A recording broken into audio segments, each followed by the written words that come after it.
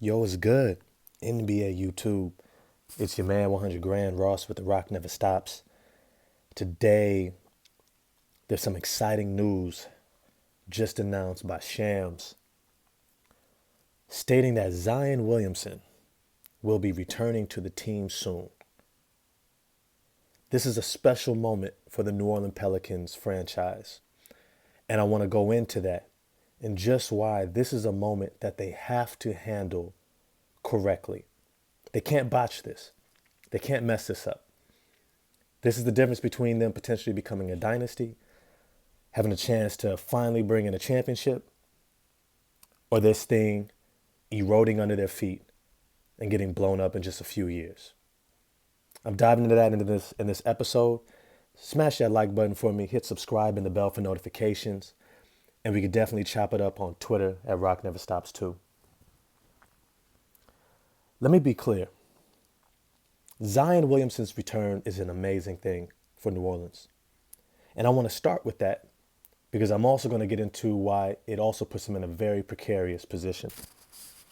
Zion Williamson, who was averaging 27 points a game, double-digit rebounder, blocking shots, absolutely electric player, one of the most entertaining players, must-watch TV.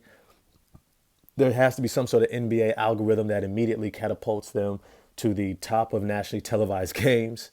Immediately, there should be networks pining over this man's return to make sure that he can get national television recognition. He is must-see NBA. But it's not about that right now.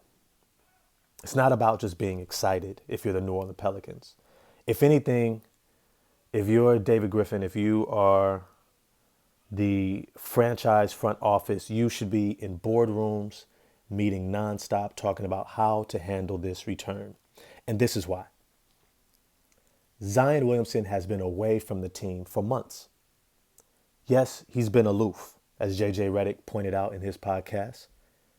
As CJ McCollum pointed out, he hasn't done the leadership things in terms of reaching out to new players coming to his team, especially one who is a veteran, who is seasoned, who has been to where they're trying to get to in the playoffs continuously, showing that he knows how to sustain winning for a franchise. CJ McCollum was not even reached out to when he was traded for. CJ McCollum had to go on air and say he hadn't talked to him yet before Zion would eventually reach out. Zion Williamson is not the leader of this team. And this has to be acknowledged, and it has to be something that, even if it's not stated outwardly, it has to be something that internally the team looks at one another and they say, we understand Brandon Ingram is our leader. Why? Because he's the most consistent. He's reliable. He shows up. He's been showing up. He's the guy who has kept them afloat all season long, putting up triple doubles, sacrificing scoring to rebound and get more assists to get guys involved.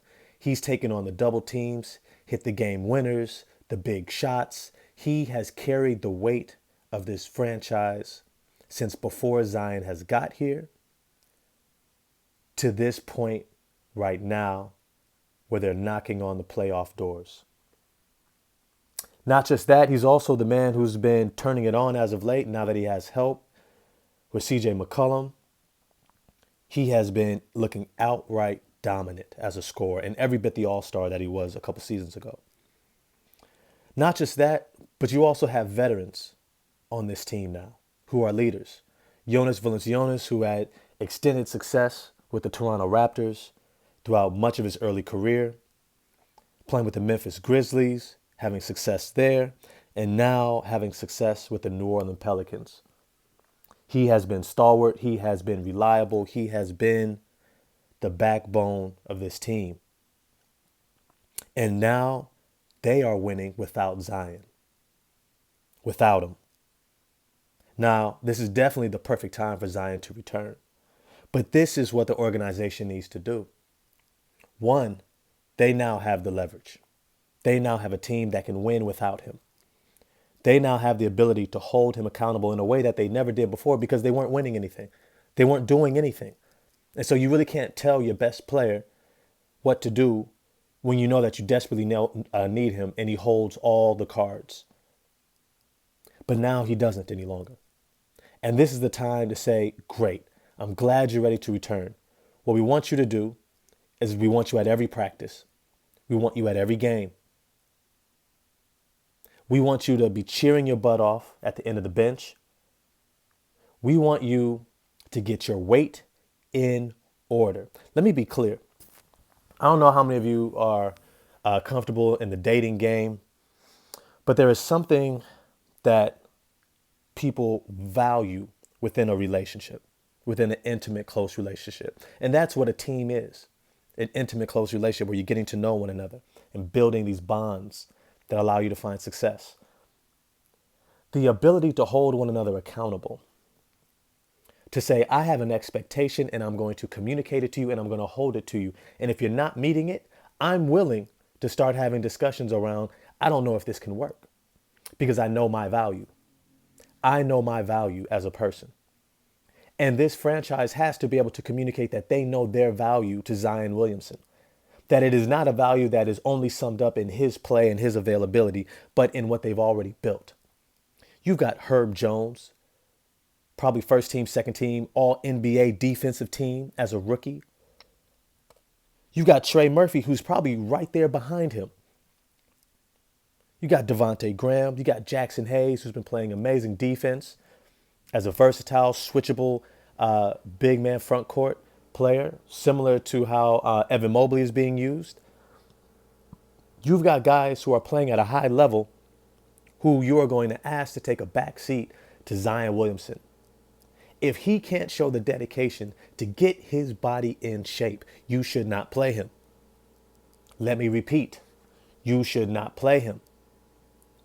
You should give him the time he needs to get his body in shape. And if he wants to mess around, you start leaking that that's the reason.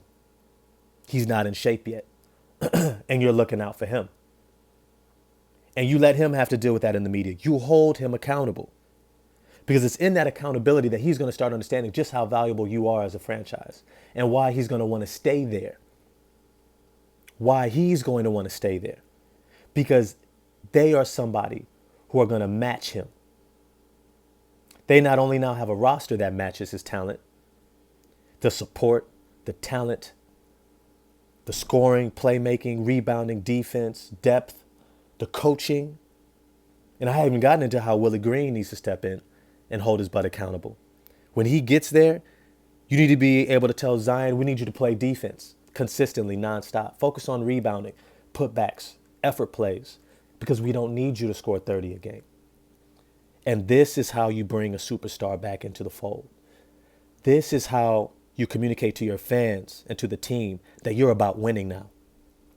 It's time to win. So it's going to be interesting to pay attention to the dialogue that comes out. But this is what I'm anticipating them to do if they want to win.